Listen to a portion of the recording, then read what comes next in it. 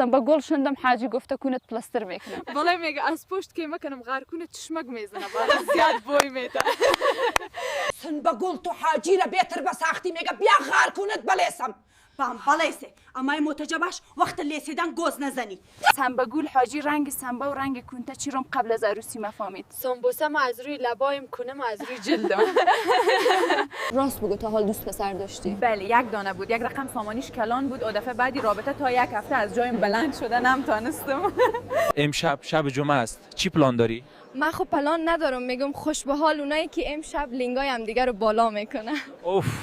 بقول شب اول عروسی شب اول نامزدی چطور تیر شد؟ حاجی شب اول نامزدی کنگای کرد از کمر غلطی دوم گفت سنبوسه بری شب اول عروسی باشه.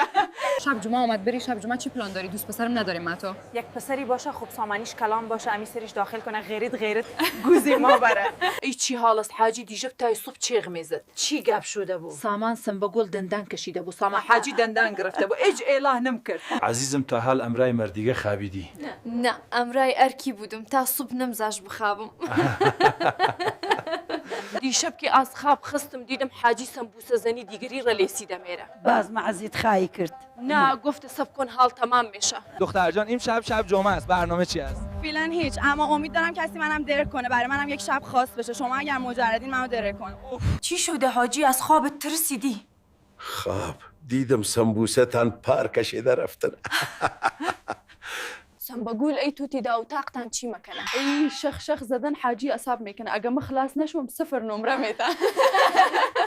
بقول حاجی را دیشب چی رقم خواب برده بود؟ سنبوسه از پشت لیس میز خوابش برده با وقت خستم دماغیش ده غار کنم بند مانده بود. بقول یگان شعر بگو که حاجی زیاد خوش داره. کن را نکن که گو داره.